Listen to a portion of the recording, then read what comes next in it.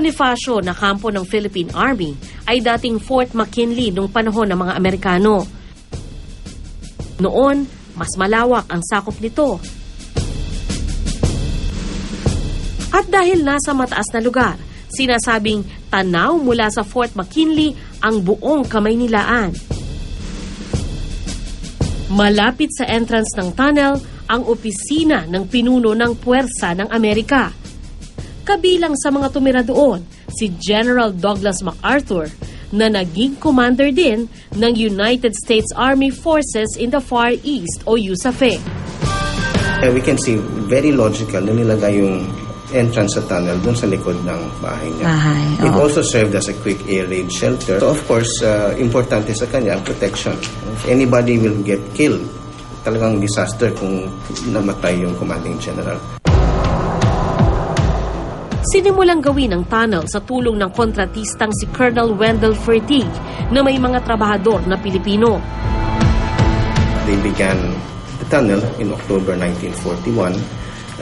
Nag-hire sila ng mga laborers, nag-hire sila ng mga commercial firms to provide explosives. So, nagde-demolish sila dito. May mga explosives silang nilalagay dito. Sinasabog nila. And all that time, may plano na sila to come out with a functioning tunnel system.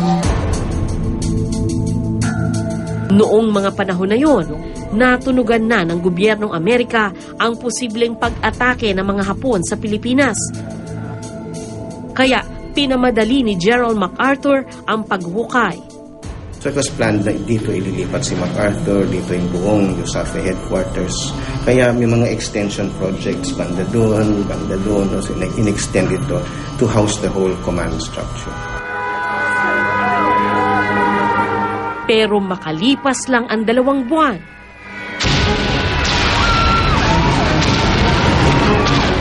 umatake na ang mga Hapon noong December 1941.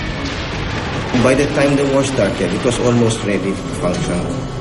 So may ilaw na dito, nilagay na yung mga telephone cables, umandar na yung mga fans. Problema is, binomba yung Clark Field the first day of the war. And bago nakalipat yung air warning service dito, binomba din sila.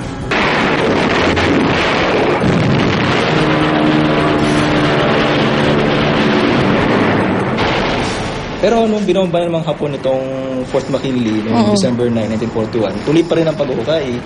Kaya nga may account na habang nagpuputukan sa itaas, patuloy pa rin ang pagdinamita sa ilalim ng lupa. Kaya alternate ang bombahan.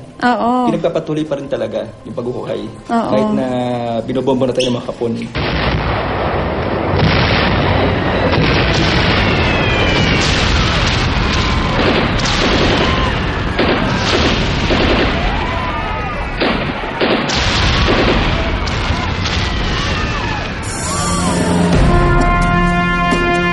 Natalo ang puwersa ng Amerika at mga Hapon na ang sumunod na gumamit sa war tunnel.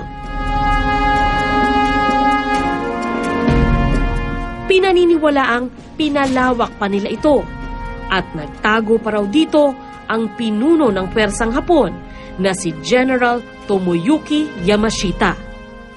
So, itong area na to, yung Fort McKinley, naging Sakura Hei. Yung buong fort. Kampo rin siya naman ng mga Hapon. Saka, nung nagsimula ng bombahin ng mga Amerikano ang Maynila for the liberation in October 1944, nagkataon si General Tomoyuki Yamashita nandito sa Sakura Hei, sa isang diary ng isang Hapon. At dinidescribe nila paano sila dali-daling tumakbo papunta rito.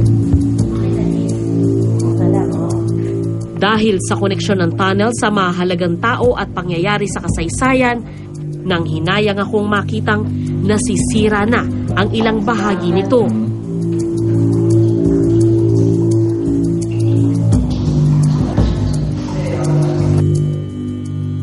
Sa underground tunnel, nakita namin ang isang tumpok ng lupa at bato. Ayan po yung ebidensya na yung tunnel natin ay unti-unting sinisira ng panahon.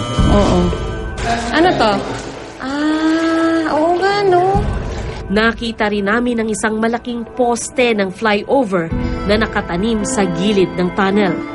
So, Kung pagbabasihan natin itong poste na to, Dito ko napatunayang Ang war tunnel na nagbigay ng ligtas na mapagtataguan sa mga taong nasa panganib, ang siya namang nanganganib ngayon mula sa mga tao.